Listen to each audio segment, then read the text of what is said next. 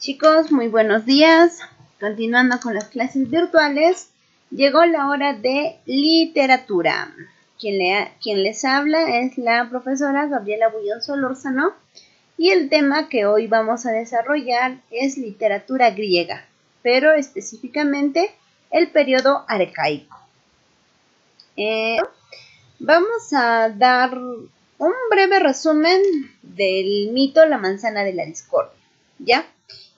Se dice, el mito que les voy a narrar es La manzana de la discordia. Se dice que se iba a festejar la boda entre Tetis y Peleo. Ellos invitaron casi a todos los dioses a su boda, menos a la diosa Discordia. El día de su matrimonio, la diosa Discordia fue escondida y como estaba llena de rabia, lo que hizo es lanzar una manzana totalmente de oro hacia 3 diosas. ¿Qué decían esta manzana? Esta manzana tenía una inscripción que decía para la más hermosa. Lo lanzó y se pelearon la diosa Afrodita, la diosa Atenea y la diosa Hera. Fueron ante el dios Zeus y le dijeron, Dios Zeus, dinos, ¿quién es la más hermosa? Y como el dios Zeus no quería problemas, no dijo nada. Entonces sugirió que estas 3 diosas fueran ante el hombre más bello de toda la tierra. ¿Y quién era? Paris. ¿Quién era Paris? Era el hijo del rey Príamo, rey de Troya. Estas 3 mujeres fueron ante este hombre muy hermoso llamado Paris y le dijeron quién era la más hermosa. Ante eso, Paris les dijo que les dé 3 días de tiempo para que él pudiera decidir. En ese lapso, una a una las diosas se fueron presentando ante Paris, ofreciéndole riquezas, inteligencia y todo ello, con tal que Paris dijera a una de ellas o eligiera a una de ellas como la más hermosa. Llegado el día, las 3 diosas se presentan ante Paris. Y Paris, analizando las ofertas de las 3 diosas, decidió optar por la diosa que le ofreció el amor de la mujer más hermosa de la tierra. Así es que Paris escogió a la diosa Afrodita como la más hermosa. Ante esto se ganó el odio y el rencor de la diosa Hera y de la diosa Atenea. Entonces, este mito nos va a introducir a se podría decir, a una de las epopeyas más grandes y más hermosas que hemos podido conocer, llamada la Ilíada. ¿Por qué nos interesa saber sobre la Ilíada? Como ustedes quizás ciertos conocimientos han de tener, la Ilíada fue escrita por el gran épico llamado Homero. ¿Y por qué nos importa? Homero fue un escritor y un autor griego. ¿Y por qué nos importa Grecia? Porque Grecia es la cuna de la literatura. Se podría decir que Grecia es la primera corriente literaria universal. Grecia es la que establece los primeros géneros literarios y también establece las primeras características o las características principales de lo que nosotros ahora llamamos literatura. Entonces, el día de hoy vamos a hacer literatura griega, etapa jónica o arcaica. Veamos el concepto. ¿A qué llamamos nosotros literatura griega? ¿Ya? Vamos a llamar literatura griega a la literatura clásica, pero el clasicismo griego. Esta literatura clásica o este clasicismo griego se va a desarrollar en 3 etapas. La etapa jónica o arcaica, la etapa ática o clásica y la etapa de la decadencia. Ojo, en la decadencia es importante saber que en esta etapa ya se tenía la invasión de los latinos. Abordamos la etapa arcaica o jónica. Esta etapa se podría decir es la etapa inicial de la literatura griega.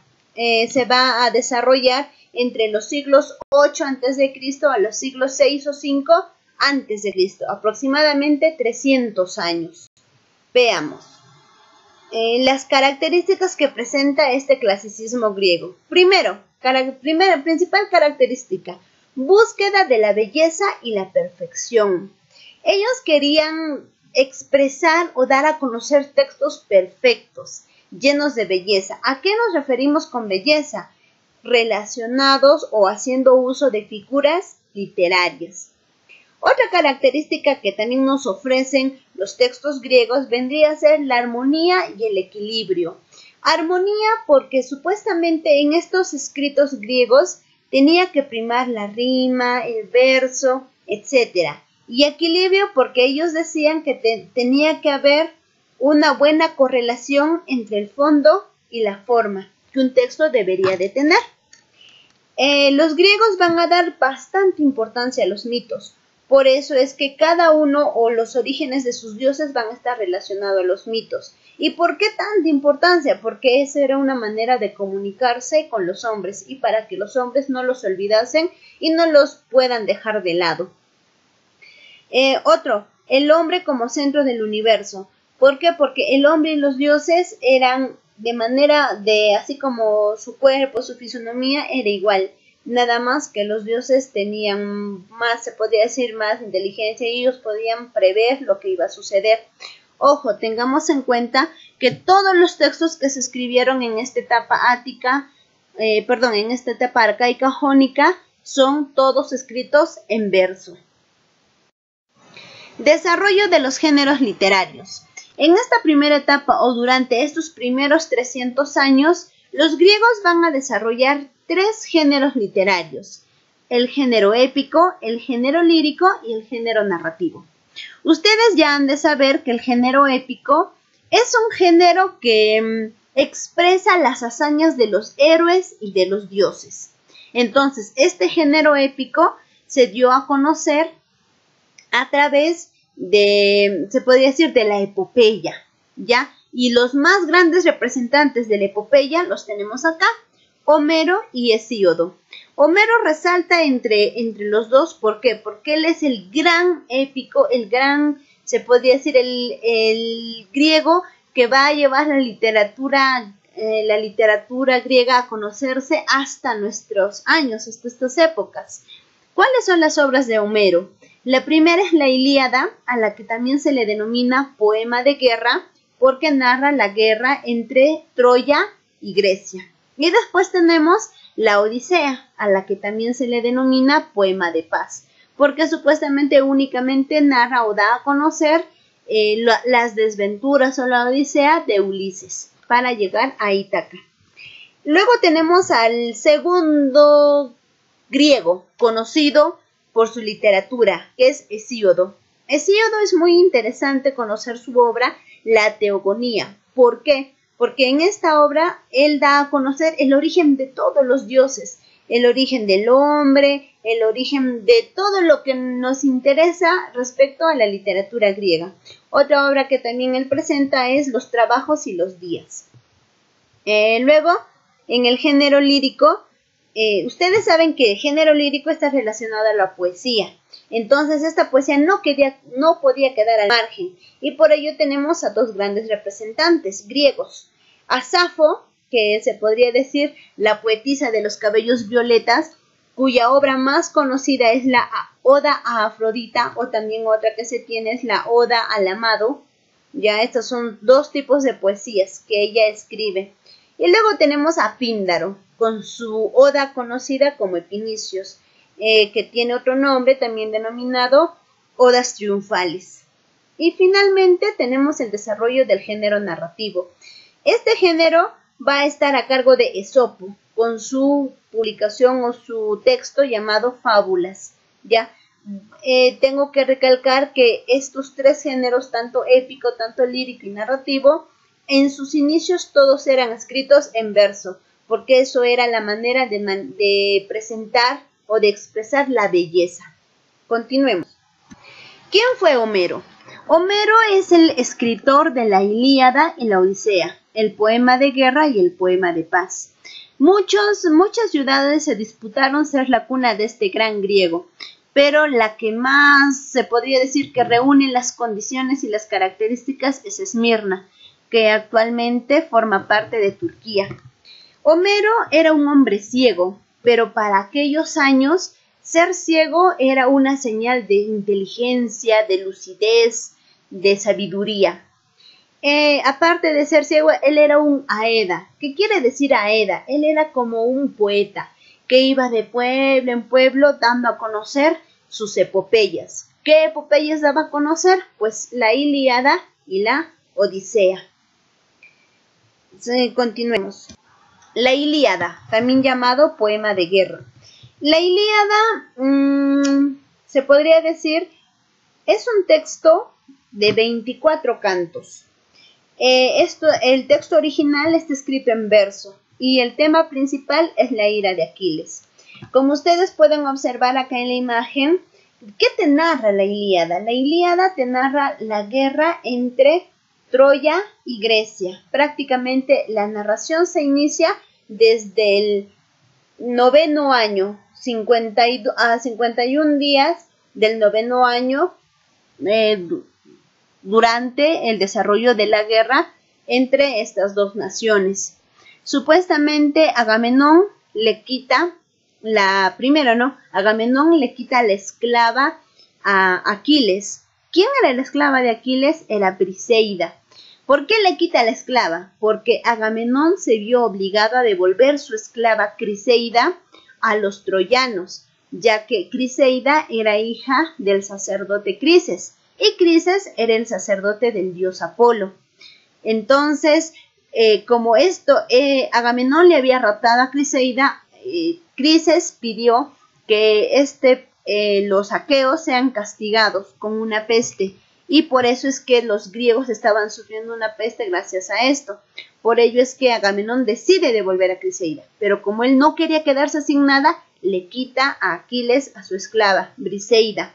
Esto se podría decir, va a desembocar en la ira de Aquiles. Aquiles se va a enojar tanto que a partir de ese momento va a decidir aislarse de la guerra, no ser partícipe de esta guerra entre Troya y Grecia.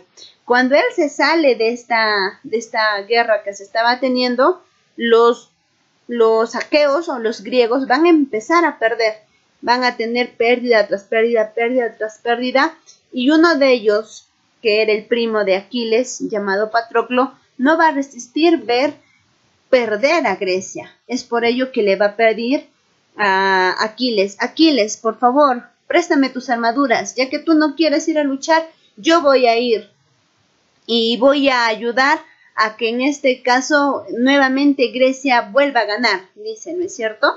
Y Aquiles le va a decir: ok, toma, llévate, pero eso sí, no te acerques mucho a las murallas de Troya. Entonces Patroclo coge las armas, coge la armadura de Aquiles y se va a luchar. Y justamente cuando todos los troyanos lo observan, empiezan a sentir temor. ¿Por qué? Porque los troyanos confundían a Patroclo con el verdadero Aquiles. Patroclo se empezó a llenar de emoción al ver que todos huían de él, y lo que hizo es acercarse demasiado a las murallas de Troya, lo cual se va a encontrar con Héctor. Héctor era se podría decir, el mejor guerrero de Troya, y él va a matar a Patroclo. Cuando lo mata, él va a pensar que ha matado a Aquiles, pero no, había matado a Patroclo. Este asesinato va a causar la cólera de Aquiles, por lo que Aquiles va a decidir volver a la guerra, pero no necesariamente para luchar por Grecia, sino para vengar a Patroclo. Entonces se van a enfrentar en un duelo Héctor y Aquiles, donde Aquiles va a terminar ganándole y lo va a matar. No solo eso, va a atar el cuerpo de Héctor a su carruaje y lo va a hacer dar vueltas por todo, se podría decir, por toda la ciudad de Troya. Luego de ello se lo va a llevar el cuerpo de Héctor hacia donde se encontraban las embarcaciones de los griegos. Teniendo temor, pero ayudado por los dioses, el padre de Héctor, el rey Príamo, rey de Troya, va a ir y va a llegar hasta Aquiles y le va a pedir que por favor le devuelva el cadáver de su hijo. Aquiles, viendo la valentía de este hombre, que era anciano, que podía ser asesinado ahí mismo por los griegos, le va a devolver el cadáver. Y va a llegar Príamo hacia la ciudad de Troya y va a empezar a hacer los funerales de Héctor. De esta manera termina la Ilíada. Ustedes dirán, ay, profesora, pero ¿y dónde está el caballo de Troya? ¿Qué eso, que el otro? Eso es una parte que se va a narrar en la Odisea y va a ser narrado por Ulises. De esta manera hemos terminado nuestra clase, así es que vamos a pasar a las preguntas. Preguntas propuestas. ¿Qué es el clasicismo? El clasicismo es la primera corriente literaria universal que instaura las características de la literatura. Y no solo eso, sino también clasifica los géneros literarios. Escribe 3 características del clasicismo. Podríamos citar perfección, belleza, equilibrio entre el fondo y la forma. Géneros desarrollados durante el clasicismo en su primera etapa. Ojo, que estamos hablando de la etapa jónica. Vendría a ser el épico, el lírico y el género narrativo. Representantes de la épica y lírica. En épica tendríamos que citar sí o sí a Homero y a Hesíodo. Y en la lírica tendríamos que citar a Safo y a Píndaro. Obra del periodo jónico que plantea que la vida es una lucha constante para que el hombre alcance su mayor dignidad. En este caso sería la Odisea. Bueno, chicos, esto es la clase de literatura griega. Nos vemos en la siguiente. Chao.